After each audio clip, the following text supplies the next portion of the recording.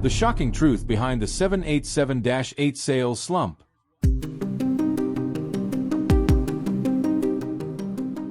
The Boeing 787 has revolutionized commercial aviation in many ways.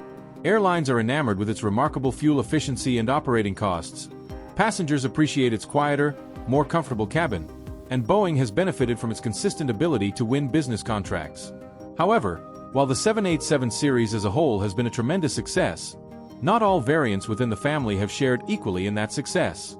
While the 787-9 remains the best-seller and workhorse of the series, the 787-10, the largest member of the family, has been a commercial disappointment. Interestingly, it turns out that the smallest member of the Dreamliner family, the 787-8, is also struggling. This plane, once a massive success, has seen its order book dry up, leaving many wondering why.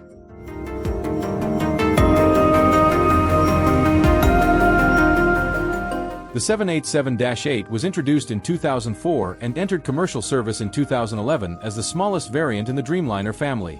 Despite its compact size, it was designed with ambitious goals in mind. First and foremost, it was meant to replace Boeing's aging 767, a model that had been extremely popular with airlines. The 767, particularly the 300ER variant, was a workhorse, amassing nearly 600 orders during its production. Boeing designed the 787-8 as the natural successor to the 767, making it an easy choice for airlines that needed to upgrade their fleets with a more fuel-efficient, long-range aircraft.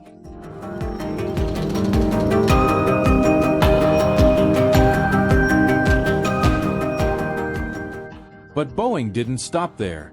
They had even grander ambitions for the 787-8, hoping it would exceed the sales of the 767 by leveraging its advanced technology. The 787 series, especially the -8, was built with cutting-edge innovations like an advanced composite structure that significantly reduced weight and increased fuel efficiency. This made the 787-8 roughly 30% more fuel efficient than older aircraft. Moreover, its maximum range of 7,300 nautical miles allowed it to connect smaller, secondary cities across the globe, something that wasn't possible with many wide-body jets at the time. Boeing believed that this combination of efficiency, range, and moderate size would make the 787-8 an all-time bestseller, not only replacing the 767 but opening up new markets that had never before been served by long-haul flights.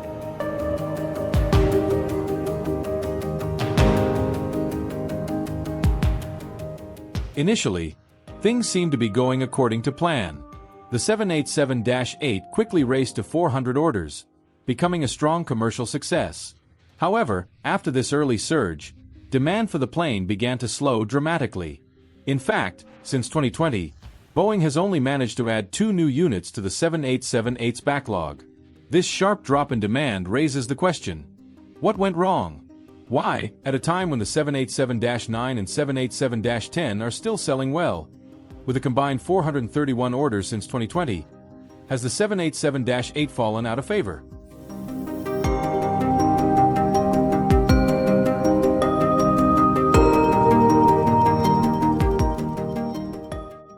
The reasons for the 787-8's declining popularity are twofold.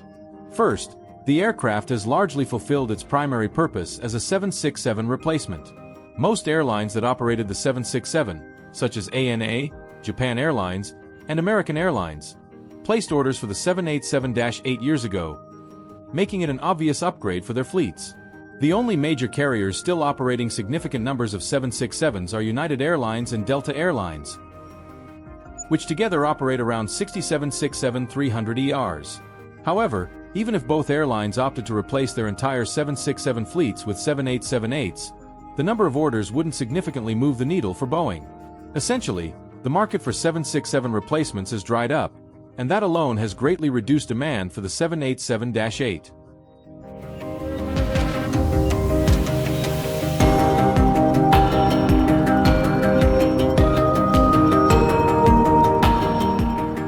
But the 787-8 wasn't just designed to replace the 767, it was also intended to help airlines open new, long-distance routes between secondary cities. With global demand for air travel at an all-time high, now seems like the perfect opportunity for the 787-8 to shine in this role. Yet, it hasn't. The reason is competition, and not from where you might expect. While the 787-8's direct competitor, the Airbus A330-800, has flopped, with only 12 orders to date. The real competition for the 787-8 is coming from narrow-body aircraft, particularly the Airbus A321neo.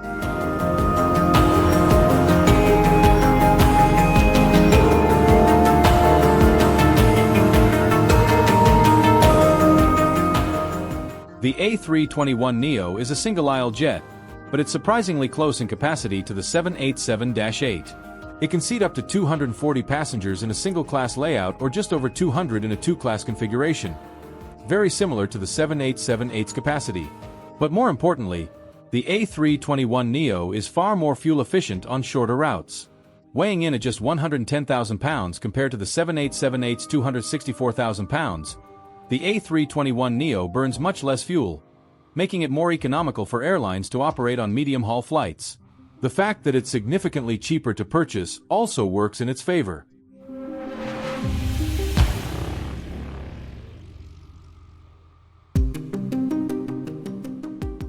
Traditionally, single-aisle jets haven't been able to compete with wide-body planes on long-haul routes due to range limitations.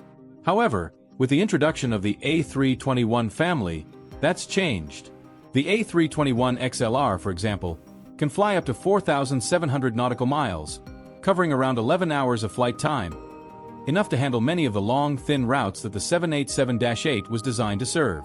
While it can't match the 787-8's maximum range of 7,300 miles, the A320neo's range is sufficient for most airlines, and its superior economics have made it the go-to option for many long-haul, thin routes.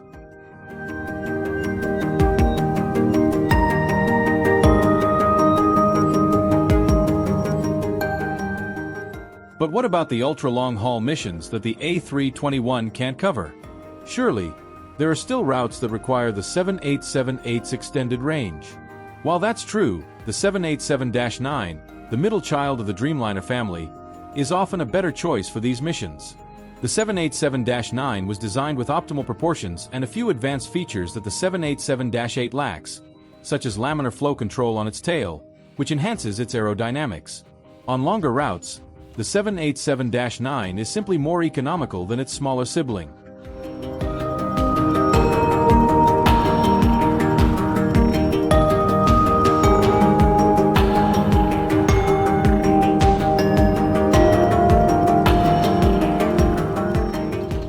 As a result, the 787-8 finds itself stuck in an awkward position. It's less efficient than the A321neo on flights of 5 to 10 hours, and it's less economical than the 787-9 on ultra-long-haul routes over 11 hours. This explains why its sales have slowed to a trickle.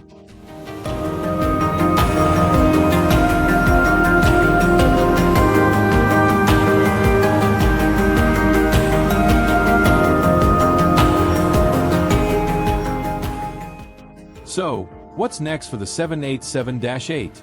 Is Boeing planning any changes to turn things around? In my opinion, it's unlikely. Boeing is currently focused on more pressing projects like certifying the 737 MAX 7, MAX 10, and the 777X. It will probably be a long time before Boeing has the resources to consider redeveloping the 787-8. And even if they do, they might choose to focus on a new mid-market aircraft, which would likely replace the 787-8 altogether.